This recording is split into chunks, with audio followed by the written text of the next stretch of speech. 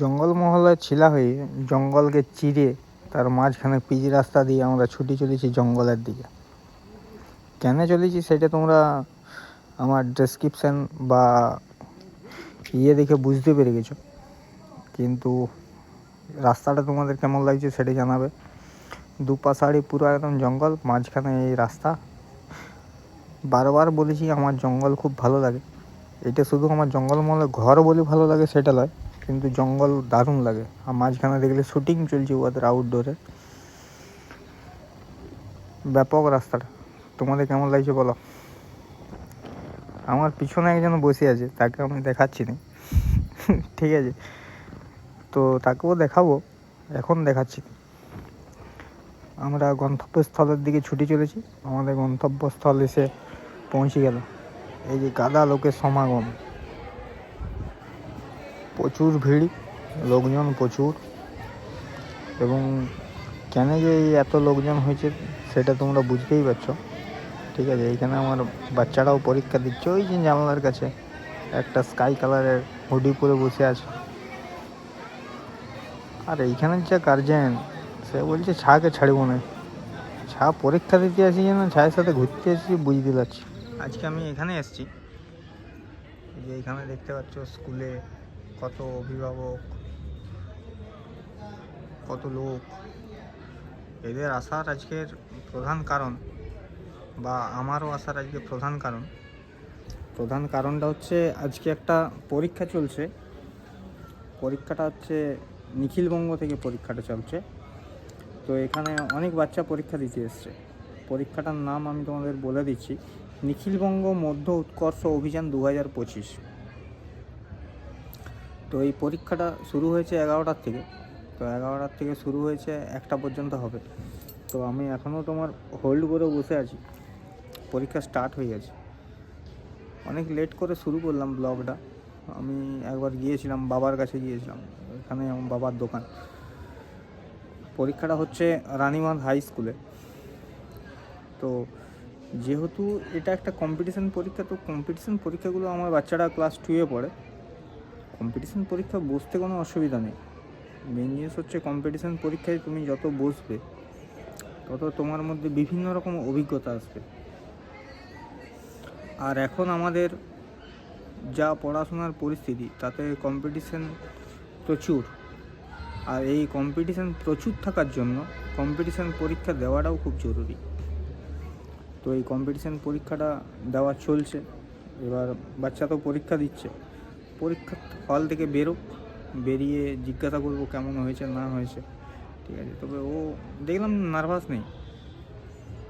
তো রেজাল্ট সব পরীক্ষায় যেমন নেবে সেরকম হবে, কিন্তু মেন জিনিস হচ্ছে আগে দেখতে হবে যে পরীক্ষাটাও কেমন দিয়েছে, এটা হচ্ছে মোদ্দা কথা। তো পরীক্ষা দিয়ে তারপর জিজ্ঞাসা করবো কেমন হয়েছে না হয়েছে, ঠিক আছে? চলো, এই দেখো দেখাচ্ছি রানীগঞ্জ হাই স্কুল।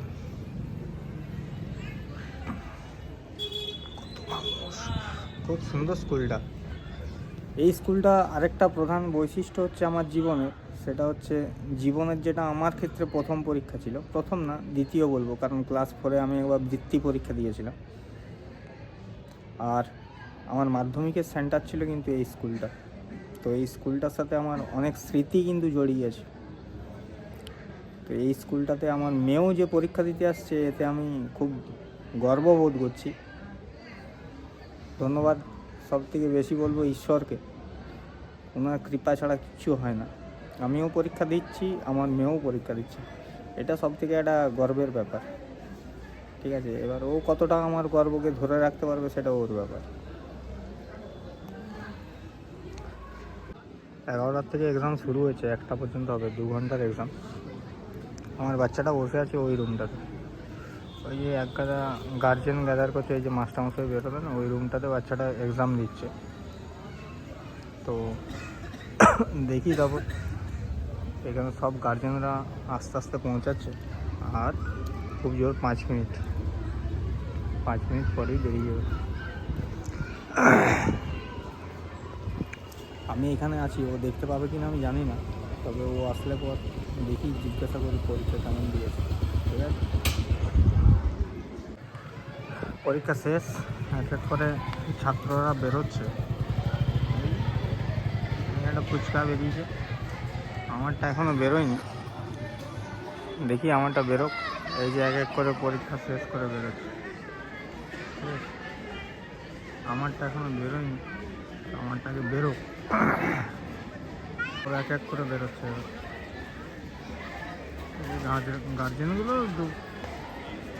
সব বলছে ঢুকেই যাবো, ওরা পরীক্ষা দিচ্ছে, ওদেরকে ওদের মতো পরীক্ষা দিতে দাও। সব বলছে এখনই রুমের ভিতরে ঢুকে বাচ্চাদেরকে নিয়ে চলে আসে।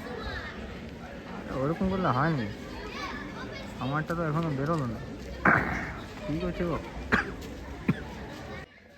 ওই আমারটা বেরিয়ে এই আসে, নদাপন্থী আছে, নদাপন্থী। হ্যালো, কেমন হলো দারুণ পরীক্ষা? ঠিক আছে। ওর ভাইয়ের কাছ থেকে যা ঝাড়া ঝেড়ে দিয়েছে, নিয়ে আমরা বাড়ির পথে রওনা দিয়ে দিয়েছি। এই যে আমার মা আর আমি দুজনে গেছিলাম পরীক্ষা দিতে। পরীক্ষা দুজনে দিই নেই, দিয়েছে আমার মা, আমি নিয়ে গেছিলাম ওকে। তো এবার আমরা ঘর যাচ্ছি আর কি, ঘর চলে যাই। এবার পরীক্ষাটা কি সেটা তোমাদেরকে একবার বলেছি, তাও একবার ডেসক্রিপশানে দিয়ে দেবো। কি, এই যে আমার মা, দেখতে পেয়েছো? রোদে মুখ পুরো একদম ঝলসে গেছে, কিন্তু ঠান্ডাটা ভালোই পড়েছে, বুঝতে পারছো?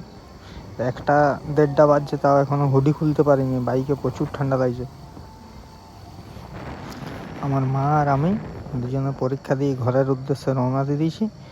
দেখা হচ্ছে পরবর্তী ব্লগে। টাটা।